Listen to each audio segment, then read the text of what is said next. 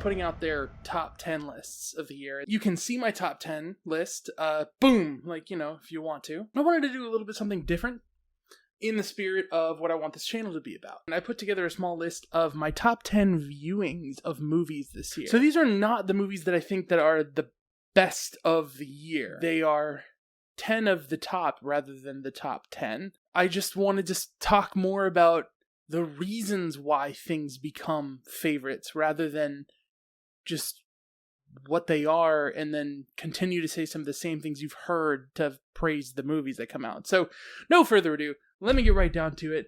My going 10, bottom to top, best viewing experiences of movies of the year starts with The Banshees of Inisherin. So, obviously, I made like a super pretentious thing, and I didn't even include the first verse of the poem that I did with that. There was something really great is when I walked into this movie, I did not know that Carter Burwell came back to do the score he had done in Bruges, and he came back to that. And so when we left, getting to ride home and being able to actually listen to that soundtrack and stay in the mood and tone of that movie kind of colored the rest of the evening. I loved the crowd we were with. Everybody was quiet. It was sort of patient, and the movie was sort of patient. But when things hit hard, there were these little groans and things, and it was just like you could tell everyone there was into what they were doing, and that synergy is something that I really like. Number 9.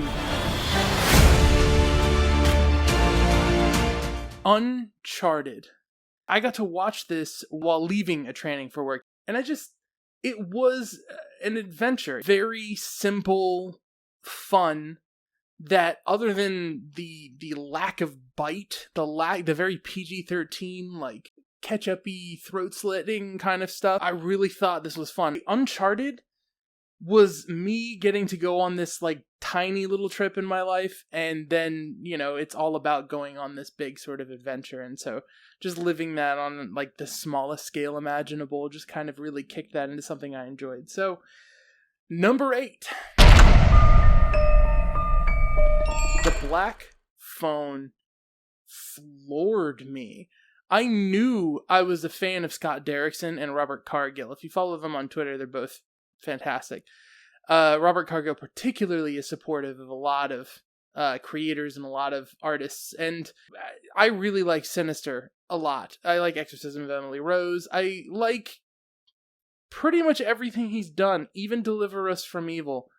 Some of them might stray towards guilty pleasure territory. The Black Phone, just the right amount of not telling you things when it comes to the grabber, just the right amount of everything. Not too much ghosts, not too much build up, not too much length. There's a twist, but that twist is sort of, some people found it predictable, some people, whatever. It was just disturbing and right, and really makes you feel like, wow, I'm glad I grew up not in that decade. Number 7. Barbarian. When I saw the trailer for Barbarian, I went, that was Justin Long for half a second in the trailer. So I wanted to see it, flat out. Because I don't really like to talk about Jeepers Creepers that much, because, the sketchy stuff, and then the walrus and all these things. Like, Justin Long is such a fun presence to be in a movie, and to be in one that looked like it was going to take itself a certain level of serious. It was either going to be wrong casting, or it was going to be something surprising. And after having seen Malignant in 2021, I really thought, like, Barbarian has the potential to be Malignant. Then I found out who the director was. The theatrical experience of this, like, it's one of those movies that you leave and you try and continue to piece things together for, like, the rest of the time, like a couple of days after you've seen it. Barbarian was so fun in the most twisted way to put it. And I have my gripes with that movie, but to have been a fan of someone for so long for one reason or another, and to have them come swinging in with this insane amount of talent from a whole other field, and then capture this entire, like, bigger atmosphere of attention, it felt like getting to sit and watch somebody tell you a story where they bury the lead. 6. She Said. I'm actually going to be putting the review for She Said out soon. This movie I saw at home on VOD. And so a lot of these have been theatrical experiences and having to sit in dark, quiet audiences, thankfully. The good experiences are like that. With the hum of energy that it has, watching it at home, I think, worked for the tone of the movie.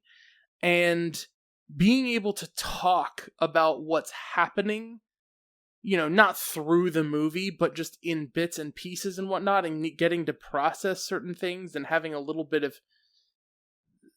control and freedom to escape some things if things were to get uncomfortable. It just felt like the right way to watch it. And She Said, I've worked with a lot of different populations that struggle. I still learn new things every day that make me wish Batman were a real person. This is one of those movies. I want people to see She Said, because there's a truth there that you can't get out from under your skin. But hey, let's move on to a lighter topic, because grief. Wakanda Forever. Wakanda Forever was just a really nice theater-going experience. I had set my bar so low because somebody leaked almost the entire story, except for a few key pieces that really worked for me. And for a 2 hour and 40 some odd minute movie, I was intimidated. I was like, what are we going to do? And this movie had to be the length that it had to balance everything it was doing, and it did justice to so many things, and it introduced Namor in a way that really excited me, and the Talokan was such an interesting way of looking at things, and I got to I really felt like this was the most of an escape from the real world of the year to me, is getting to be in that theater. And so just like leaving and taking a beat and having to reorient myself, when a movie can impact me that hard, it's gonna stick with me for a lot longer, and I really can't wait to watch that one again. Now I'm gonna move on to a couple of odd picks, but they're movies that are on VOD, and I really hope that all of you get the chance to see these one way or another.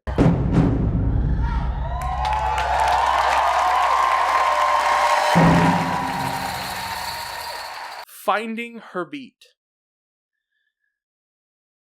Oh my gosh. I watched this movie in pieces because I was preparing for an interview. And it oddly worked with the documentary because it takes place over the course of the preparation of this massive performance. I mean, like, I'm watching just on a laptop and I'm crying. When something as small and contained as a video like that, broken up over time, can have so much of a strangle over emotions, I knew I was watching something special. It's just this collaboration of artists deciding to build this thing that now is going to continue to live on, and man, I really hope for the best for them. The next and most impactful thing that I saw that I can't stop going on and on about on my actual top 10 list of the year, Rookie Season, where Adrian Bonvento is a one-man camera crew that, the principles of Top Gun, the idea that you took the actors and you strapped these cameras down and you tried to deliver a visceral experience to an audience that's real and tangible, like you're stuck there. Oh my gosh, the screaming of the engine on the inside of that sports car is still in the back of my head. The eye that this guy has, the ear that he has, the ability to pick up on where he needs to be at the right moment.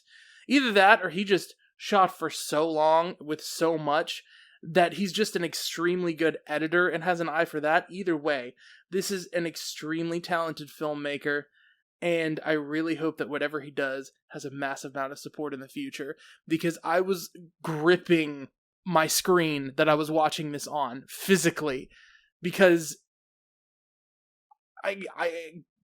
with a documentary, there is no normal narrative structure. Somehow this ends up being a 3-act movie, but you don't know from the beginning of this if you're watching a story of success or a story kind of like Rocky of them going the distance regardless of the outcome. And I'm not going to tell you what happens in the end because you need to watch it, because this is the most intense thing you will watch all year. Okay, moving on to my number 2 pick. Glass Onion has sort of an unfair advantage. It had a rousing crowd. It was a crowd-pleasing movie. But then there was the unconventional thing where a friend of ours bought a ticket for the exact same showing we were at. So what was originally just like a private sort of outing turned into a small clique of friends sharing an experience and getting to do the thing where you sort of linger in the parking lot afterwards and talk about what you've seen and pull out things you hadn't thought of. And it was such an absolute blast. Edward Norton, Daniel Craig, everybody. Going on to my number 1 theatrical and home viewing experience of the year, and that is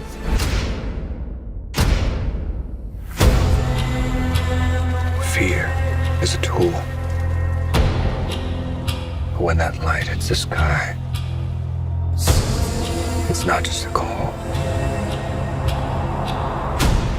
It's a warning.